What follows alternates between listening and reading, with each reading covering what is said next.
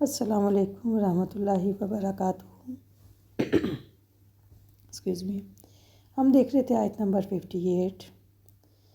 قرآن حکیم میں رسول اکرم صلی اللہ علیہ وسلم کی خدائی مشن سے محبت، ان کی کوششیں، ان کے راستے کی رکاوٹیں اور جانثاری کی قربانی کا بھی تذکرہ ہے۔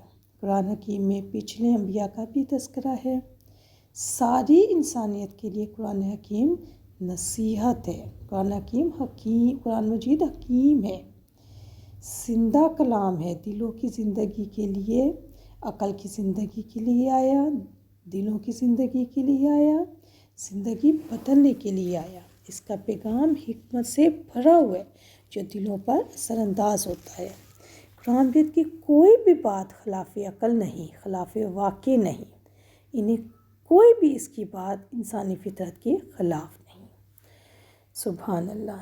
ان مثل عیسیٰ عند اللہ، بلا شبہ عیسیٰ علیہ السلام کی مثال اللہ تعالیٰ کے نزدیک آدم کی مثال جیسی ہے۔ اللہ تعالیٰ نے اس آدم کو مٹی سے بنایا، پھر اسے کہا ہو جا تو وہ ہو گیا۔ حضرت عیسیٰ علیہ السلام بلا باپ کے پیدا ہونے میں آدم علیہ السلام کے مشابہ ہے۔ کیسے؟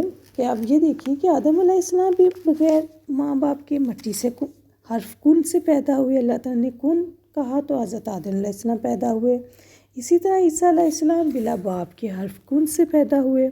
جس طرح اللہ نے آدم علیہ السلام کو بلا ماں باپ کے پیدا کیا، کیا وہ عیسیٰ کو بلا باپ کے پیدا نہیں کر سکتا تھا؟ یقیناً بطریق اولیٰ پیدا کر سکتا تھا۔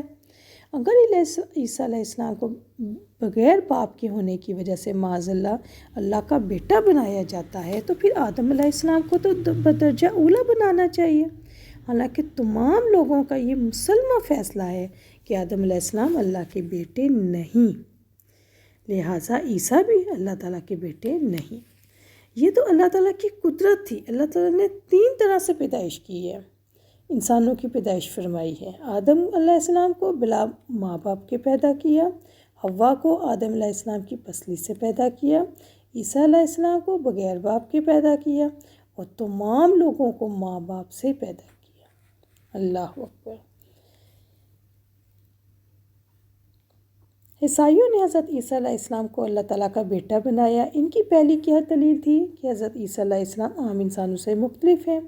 ان کی دوسری دلیل یہ ہے کہ ان کی پیدائش باپ کے واسطے کے بغیر ہوئی، پھر آپ کو عام انسان کیسے کہا جائے؟ اور ان کی تیسری دلیل یہ تھی کہ حضرت عیسیٰ علیہ السلام کا طریقہ پیدائش یہ بتاتا ہے کہ آپ بشر سے اوپر ہیں، وہ انسان کی نہیں خدا کے بیٹے ہیں۔ تو جو میں نے ابھی آپ کے سامنے ڈیٹیل رکھی ہے، اس سے ساری حقیقت واضح ہو جاتی ہے کہ حضرت آدم علیہ السلام کی طرح ہی اللہ تعالیٰ کے لفظ کن کہنے سے حضرت عیسیٰ علیہ السلام کی پیدائش ہوئی۔ الحق من ربک فلا تکن من الممترین، یہی حق ہے تیرے رب کی جانب سے، چنانچہ آپ شک کرنے والوں میں سے نہ ہو جانا۔ یہاں پہ اللہ رب العزت فرما رہے ہیں کہ حضرت عیسیٰ علیہ السلام کے بارے میں جو کچھ فرمایا ہے، جو کچھ بتایا ہے، بالکل سچا واقعہ ہے، شبہ کی کوئی گنجائش ہی نہیں ہے۔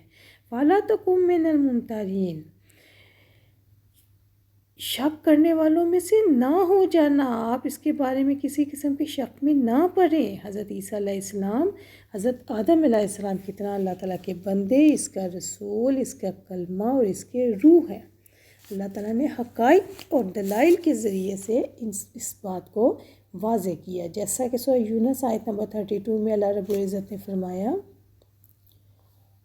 فَمَاذَا بَعْدَ الْحَقِّ إِلَّا الضَّلَالُ، بالحق کے بعد گمراہی کے سوا کیا ہے؟ جو انسان یقین نہیں کرتا، حق کو نہیں مانتا، یقینا وہ گمراہی کے راستے میں ہے۔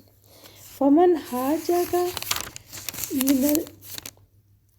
فِيهِ مِنْ بَعْدِ مَا جَاءَكَ مِنَ الْعِلْمِ، جو آپ سے اس میں جھگڑا کرے اس کے بعد جو علم اس میں سے آپ کے پاس آ گیا، یعنی اب بھی اگر کوئی آپ سے جھگڑا کرتا ہے، حضرت عیسیٰ علیہ السلام کو ان کے مقام سے بڑھا کر مقام ربوبیت پر لاتا ہے، تو جب آپ صلی اللہ علیہ وسلم نے یقینی علم کے ساتھ دلائل کے ساتھ واضح کر دیا ہے کہ عیسیٰ علیہ السلام اللہ تعالیٰ کے بندے اور رسول ہیں، تو ثابت ہو جاتا ہے کہ ایسے یقینی علم کو نہ ماننے والا لازمی طور پر ذہنی خلفشار اور بغض کا شکار ہے۔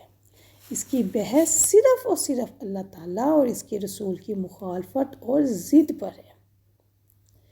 اس مقصد کے لیے ایسا شخص جو حق کی پیروی نہیں کرتا اور دلائل کے ساتھ بھی اس کا علاج نہیں کیا جا سکتا، تو اس کے لیے پھر ایک ہی طریقہ لایا جاتا ہے، مباہلہ کا طریقہ۔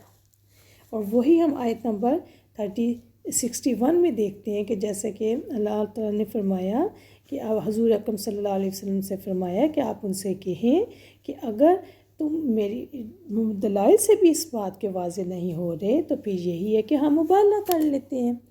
اس آیت میں مباہلہ کا طریقہ اختیار کرنے کا حکم ہے۔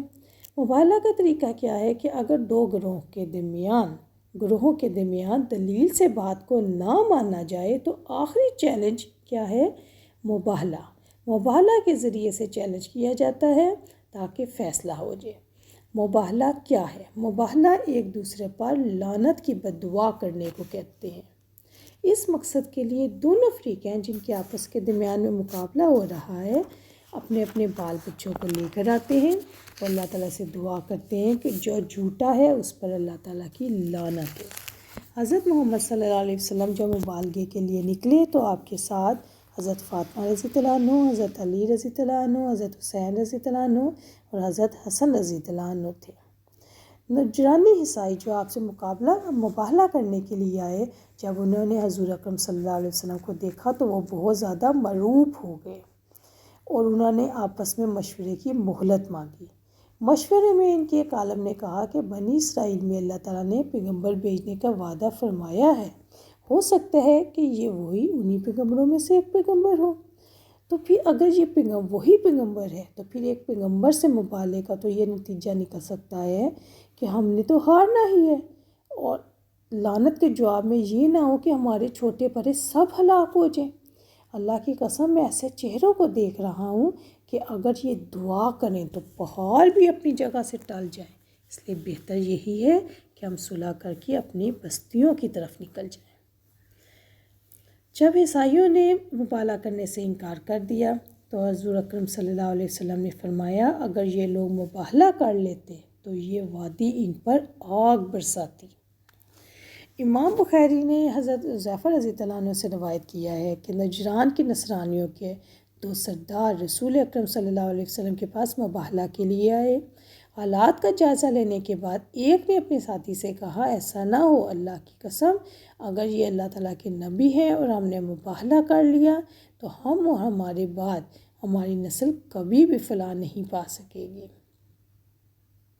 چنانچہ وہ لوگ رسول اکرم صلی اللہ علیہ وسلم کو جزیہ دینے پر راضی ہو گئے، اور اگر رسول اکرم صلی اللہ علیہ وسلم کے ساتھ مباہلہ کی نیت کرنے والے ایسا کر گزرتے، بحث کر لیتے تو لوٹنے کے بعد نہ تو ان کو اپنا مال ملتا اور نہ ان کو اپنے اہل و عیال۔ اور حضرت ابن عباس کا یہ قول ترمذی اور نسائی میں بھی موجود ہے۔ مسند احمد کی حدیث ہے 2225۔ اللہ تعالیٰ ہمیں دین کی صحیح سمجھ عطا فرمائے۔ السلام علیکم ورحمۃ اللہ وبرکاتہ۔ سبحانک اللہم و بحمدک، اشہد ان لا الہ الا انت، استغفرک و اتوب الیک۔